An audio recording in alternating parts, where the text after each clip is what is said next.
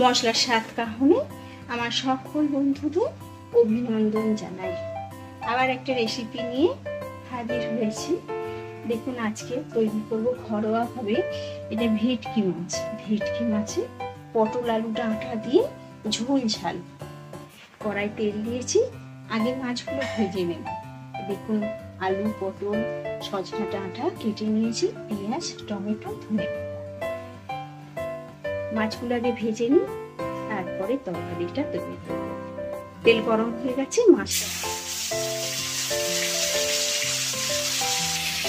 মাছগুলো আগে ভেজে নিই, তারপরে তরকারিটা করব। মাছগুলো ভাজা হয়ে গেছে, ওই তেলের মধ্যে 5 ফোড়ন দিয়ে একেবারে পটলটা আমি ভেজে ফেলছি।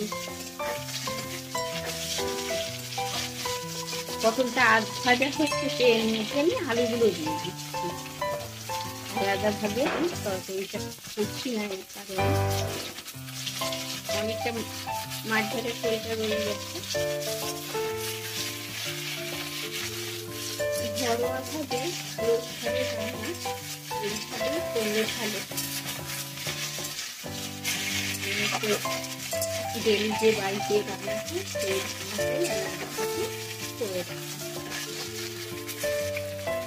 এর মধ্যে পেঁয়াজটা দিয়ে দিচ্ছি।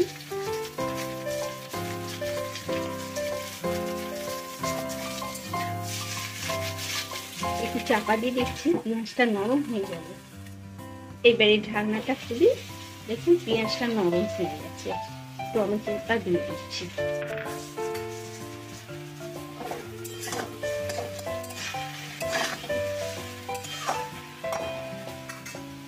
একটু সজনে ডাঁটাটা একসাথে ভেজে নিই।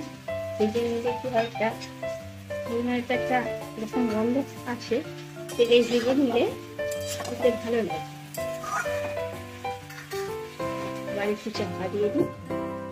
বাটির মধ্যে পুরো লঙ্কার গুঁড়ো, ধনে জিরে একসাথে মেশানো আছে, গুঁড়ো দিয়েছি। আদা রসুন বাটা একসাথে, এটা দিয়ে একটু জল দিয়ে গুলে নেব।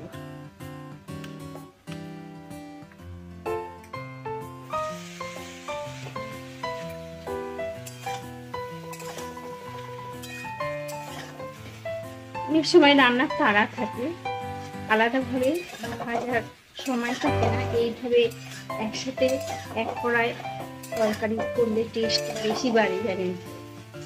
এইবারে এই মশলাটা এর মধ্যে দিয়ে দিচ্ছে, একটু ভেজে নেব।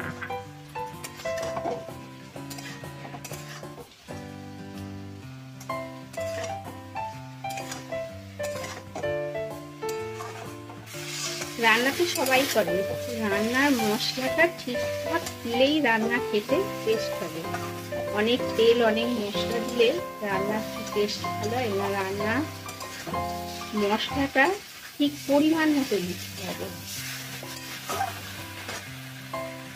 মশলাটা কষা হয়ে গেছে, এবারে পরিমাণ মতো জল দেব। মশলার বাটিটা দিয়ে জল দিয়েছি, আর একটু জল দিতে হবে। পরিমাণ মতো জল দিয়েছি, আলু পটল আর ডাঁটাটা সিদ্ধ হবে।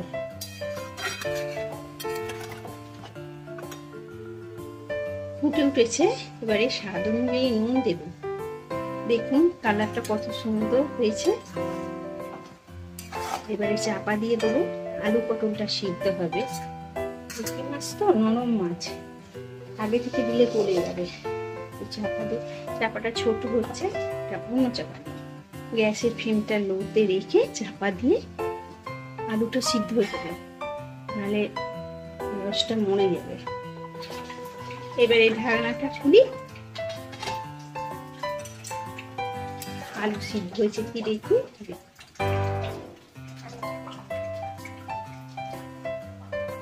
একটু বাকি আছে, বাট কোনো আলুটা সিদ্ধ হয়ে গেছে। আলুটা সিদ্ধ হয়ে গেছে। এবারে আমি মাছগুলো দিয়ে দিই। ভেজে রাখা মাছগুলো এর মধ্যে দিয়ে দিই, তবেই তো তরকারিটা টেস্ট হবে। সবকটা মাছ আমি দিয়ে দিয়েছি। এবারে ধনে পাতা ছড়িয়ে ঘরোয়াভাবে এতে গরম মশলা দেবার কোনো দরকার নেই, একটু চাপা দিয়ে দিই, ফুটে উঠলেই নামিয়ে নেব। গরম গরম ভাতের সাথে পরিবেশন করব। ঢাকনাটা খুলি, দেখুন ফুটে উঠেছে তরকারিটা। এবারে আমি নামিয়ে নেব। গ্যাসটা অফ করে দিই। দেখুন একটা পাত্রে ঢেলে নিয়েছি ভেটকি মাছের ডাঁটা, আলু, পটল দিয়ে ঝোল ঝাল গরম ভাতের সাথে পরিবেশন করে খেতে কিন্তু খুব টেস্টি লাগে। ঘরোয়া ভাবে এক কড়াই যে তরকারিটা তৈরি করেছি। রেসিপিটা ভালো লাগলে অবশ্যই আমাকে লাইক কমেন্ট করুন। এটা ভালো লাগলে সাবস্ক্রাইব করতে ভুলবেন না। টাটা বন্ধুরা, পরের রেসিপিতে আবার দেখা হবে।